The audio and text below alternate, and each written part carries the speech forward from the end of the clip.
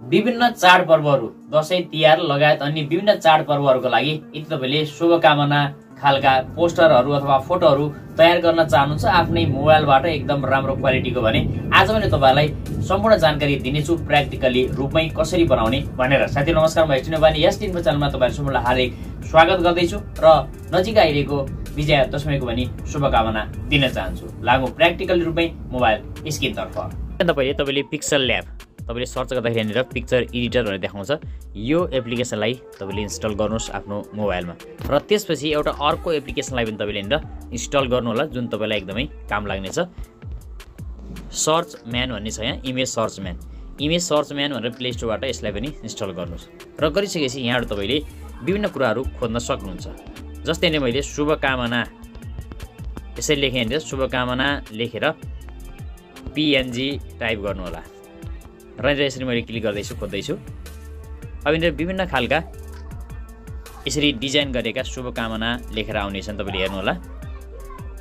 तपाईले कुन मनपर्छ त्यो राख्न सक्नुहुन्छ। अब यहाँनिर हिन्दीमा धेरै देखिरहेका छन्, तपाईले देख्न सक्नुहुन्छ भने नेपालीमा पनि छन्। अब यति लिइसकेपछि अब यहाँनिर तपाईले दुर्गाको फोटो चाहिन्छ भने यसरी यहाँनिर दुर्गा पीएनजी लेख्न सक्नुहुन्छ, यसरी लिनुहोस्। र अब कुन राख्न चाहनुहुन्छ, यहाँ धेरै फोटोहरू रहेका छन्। जस्तै यो राख्न चाहेपछि यहाँनिर यो पनि रहेको छ जुन तपाईलाई मन पर्छ। कुनै फोटो नै राख्न चाहनुहुन्छ भने यो फोटोलाई पनि तपाईले राख्न सक्नुहुन्छ। फोटोलाई डाउनलोड गर्नु होला। जस्तै मैले यहाँ पिङ भनेर नेपालीमा पनि तपाईले सर्च गर्न सक्नुहुन्छ सजिलैसँग। पिङ हान्दा बित्तिकै यहाँ विभिन्न खालका फोटोहरू यिनीहरू पनि आएका छन्। अब यसमा तपाईले पीएनजी पनि खोज्न सक्नुहुन्छ, यदि छ भने देखाइहाल्छ। ब्याकग्राउन्ड नभएको यहाँनिर देखाउने छ पीएनजीमा। अब यसलाई डाउनलोड गर्नुहोस्, जुन तपाईलाई मन पर्छ त्यसलाई यसरी डाउनलोड गर्न सक्नुहुन्छ। जुन अब यसमा तपाईलाई यहाँनिर ब्याकग्राउन्डमा कस्तो खालको राख्न चाहनुहुन्छ ब्याकग्राउन्ड पनि यसबाट गर्न सक्नुहुन्छ। जस्तै रेड ब्याकग्राउन्ड मैले यहाँनिर सर्च गर्छु कस्तो आउँछ हेरौँ। अब यसमध्ये एउटा तपाईले राख्न चाहेको ब्याकग्राउन्ड कस्तो रहेको छ, कुनै पनि एउटा ब्याकग्राउन्ड राख्नु। जस्तै मैले यहाँनिर यो पनि राख्न सकिन्छ, राम्रो लाग्यो मलाई। यसरी डाउनलोडमा क्लिक गर्नुहोस्। अब यो सबै मैले डाउनलोड गरिसकेँ। अब हामी जान्छौँ यहाँनिर पिक्सल ल्याबमा। पिक्सल ल्याबमा गइसकेपछि यस्तो खालको इन्टरफेस देखाएको छ। मैले सबभन्दा पहिला सबै चिजलाई हटाइदिनेछु। पहिला बनाएको अटोमेटिक यहाँ सेभ देखाएको हुन्छ। अब मैले सबै चिजलाई यहाँबाट हटाइदिएँ साथीहरू। अब यो सादा आएको छ। सबभन्दा पहिला अब हामीले यहाँ जस्तै जुन साइज आएको छ माथि यहाँ 3 डटमा जानु होला। खोल्दा बित्तिकै 3 डटमा गएर इमेज साइज भनेको छ, इमेज साइजमा जानुहोस्। इमेज साइजमा गएर कुन साइजमा तपाईँले बनाउन चाहनुहुन्छ, स्क्वायरमा बनाउन चाहनुहुन्छ। धेरै सो स्क्वायरमा बन्ने गर्छन् किनभने स्क्वायरमा राम्रो पनि देखिन्छ। हामीले फेसबुकमा हाल्दा अथवा कुनै ठाउँमा पनि हाल्दाखेरि स्क्वायरमा राम्रो हुन्छ फोटोहरू बनाउँदा। अब स्क्वायरमा राख्ने भने तपाईँले यसरी राख्नुपर्ने हुन्छ। भने मैले युट्युबमा थम्बनेलमा राख्नको लागि बनाउँदैछु भने मैले युट्युब थम्बनेल भनेर यहाँ देखाउने छ, यसरी राख्नेछु। ओके गरेँ। अब यिनीहरू प्लस आइटममा जानुहोस्। माथिनिर प्लसमा गइसकेपछि अब तपाईँले भर्खरै जुन फोटो डाउनलोड गर्नुभएको थियो त्यो फोटोहरूलाई यहाँ ल्याउनु पर्ने हुन्छ। यसमा जाँदा बित्तिकै रिसेन्ट देखाउने छ, नभए तपाईँ आफ्नो फाइलमा जानुहोस् र त्यहाँबाट आफ्नो फोटोलाई क्लिक गर्नुहोस्। अब यहाँनिर मैले जति पनि फोटोहरू लिएको छु त्यो फोटो राख्छु। जस्तै मैले ब्याकग्राउन्डलाई क्लिक गरेँ, ओकेमा क्लिक गर्छु। ओकेमा क्लिक गरेपछि यस्तो आउनेछ, यसलाई तान्नुहोस् यसरी आवश्यकता अनुसार राखिदिनुहोस् यसरी। अब यो हाम्रो सेट भयो। यसपछि अब हामीले राखेको अन्य फोटोहरू पनि ल्याउँ। अब यसरी आएको छ यो फोटो। यहाँनिर हामीले पीएनजीमा डाउनलोड गरेका छौँ। अब कुन ठाउँमा राख्न चाहन्छ राख्नुहोस् र यहाँनिर प्लस बिचकोमा जानुहोस् र यहाँनिर स्टक भन्ने अप्सन छ, यहाँ स्टकमा जानु होला र इनेबल गरिदिनुहोस्। इनेबल गर्दा बित्तिकै यसलाई ठुलो सानो यसरी गर्न सक्नुहुन्छ।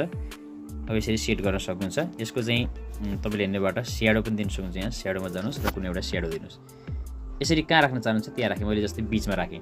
पुनः यसै गरी सम्पूर्ण फोटोहरूलाई यहाँ ल्याउनुहोस्। यसरी मैले यहाँनिरबाट 3टा यी फोटोहरू ल्याएको छु। पीएनजीलाई आफ्नो साइज अनुसार जुन ठाउँमा राख्न चाहनुहुन्छ त्यसरी राखिदिनुहोस्। अब यसमा तपाईँले यहाँनिरबाट के गर्नुपर्ने हुन्छ भने यहाँ शुभकामना लेख्नु पर्यो। अघिको जुन शुभकामना छ त्यसलाई लिएर आउनुहोस्। हेरौँ एकचोटि कस्तो देखिन्छ।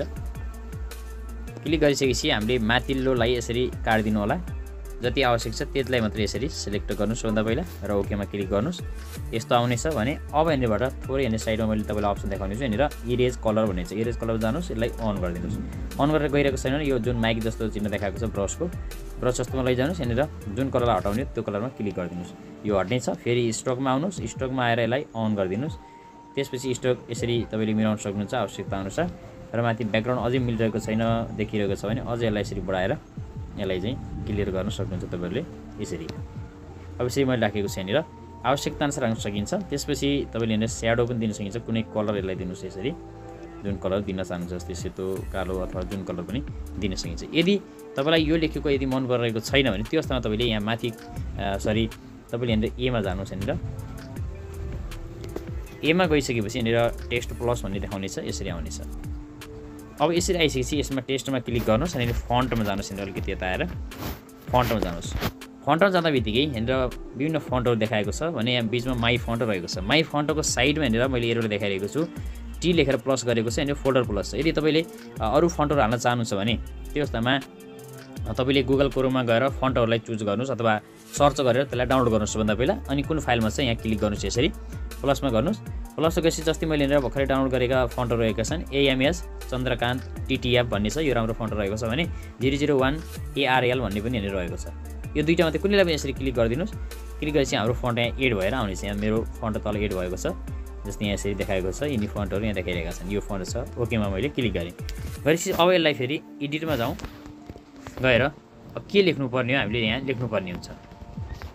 जस्तै यहाँनिर हार्दिक मङ्गलमय शुभकामना लेखेँ मैले, ओके गरेँ। अब यहाँनिर तपाईँको यहाँनिर फन्ट सपोर्ट गरिरहेको छ वा छैन हेर्नु होला।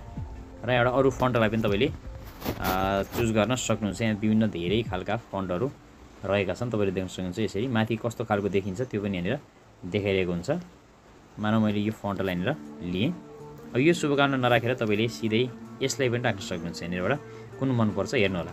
अब यसलाई पनि सेम तरिकाले एमा जानुहोस् यहाँनिर तल र यसलाई स्ट्रोक दिन चाहनुहुन्छ, स्ट्रोकमा ओके गर्नुहोस्, अन गरिदिनुहोस्। त्यसपछि यसको स्याडोमा केही दिन चाहनुहुन्छ अथवा कुनै कलर यस्तै राखिदिनुहोस्, राम्रो देखिनेछ भने यहाँनिर रोटेट भन्ने अप्सन पनि रहेको छ।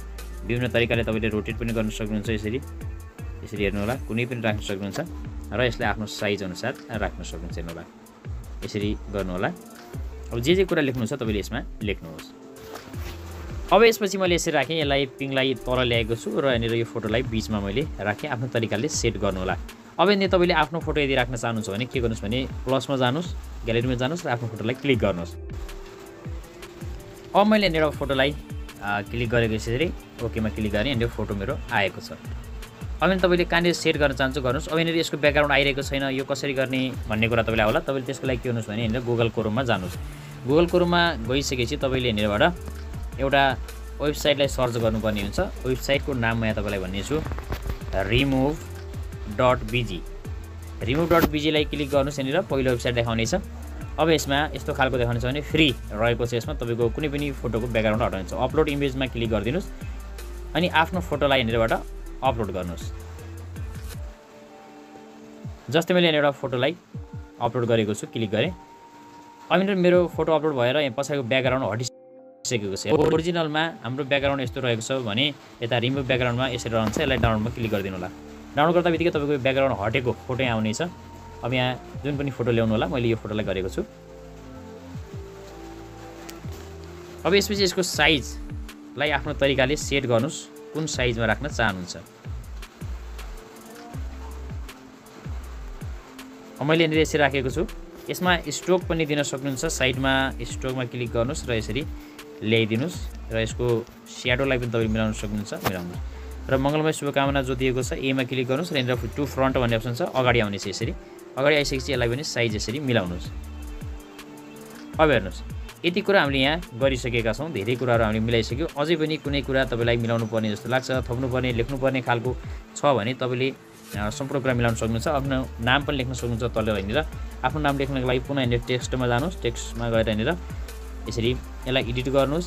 जस्तै मैले यहाँनिर लेख्नेछु SD नेपाली लेखेँ, यहाँनिर ओके गर्छु। अब यो SD नेपाली लेखेको बेला कहाँ राख्न चाहनुहुन्छ त्यही तपाईँले राख्न सक्नुहुन्छ, सेट गर्न सक्नुहुन्छ। अलिकति यता जानुहोस्, साइडमा गइसकेपछि यहाँनिर तपाईँले ब्याकग्राउन्ड भन्ने पाउनुहुन्छ। ब्याकग्राउन्डमा जानुहोस्, अन गरिदिनुहोस्। अन गरिसकेपछि यसलाई कुनमा राख्न चाहनुहुन्छ मैले रातो गरेँ। अलिकति तल जानुहोस्, यहाँनिर लेफ्ट राइट बटम, यहाँनिर त्यसपछि लेफ्ट राइट बटम र यहाँनिर रेडियस मिलाउनुहोस्, आफ्नो अनुसारले ल्याउनुहोस्। र जस्तै मैले यहीँ राख्न चाहेँ भने यसरी माथि राख्नेछु यहाँनिर।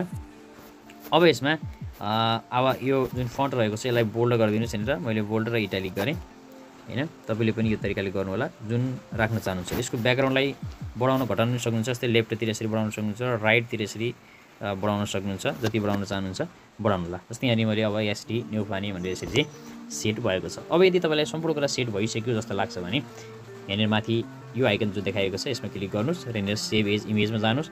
तल यहाँनिर डेमेन्सिएसन भनेको छ, कस्ट्युम भनेको छ, अल्टरमा क्लिक गर्नु होला र सेभ टु ग्यालेरीमा क्लिक गर्नुहोस्। यो तपाईँको ग्यालेरीमा सेभ हुनेछ। अब तपाईँले यसलाई जुनसुकै ठाउँमा नि प्रयोग गर्न सक्नुहुन्छ र यसैलाई पुनः सेभ भइसकेपछि पुनः एडिट गरेर फेरि अर्को व्यक्तिको अथवा कुनै तरिकाले तपाईँले बनाउन पनि सक्नुहुन्छ। अनि सानो विज्ञापन चाहिँ काटिदिनु होला। अब तपाईँको यो फोटो ग्यालेरीमा सेभ भएको छ, म तपाईँलाई देखाउने छु। अब यहाँ तपाईँले देख्न सक्नुहुन्छ कि हाम्रो फोटो यहाँनिर सेभ भइसकेको छ यसरी। साथीहरू तपाईँहरूले पनि यसरी नै एउटा राम्रो खालको शुभकामना पत्र अथवा शुभकामनाका लागि फोटो तयार गर्न सक्नुहुन्छ। साथीहरू भिडियो मन परेमा लाइक, कमेन्ट अनि सेयर गर्न नभुल्नुहोला। साथै च्यानललाई सब्स्क्राइब गर्नुहोला। हवस् त, आगामी नयाँ भिडियोमा पुनः भेट हुनेछ। धन्यवाद।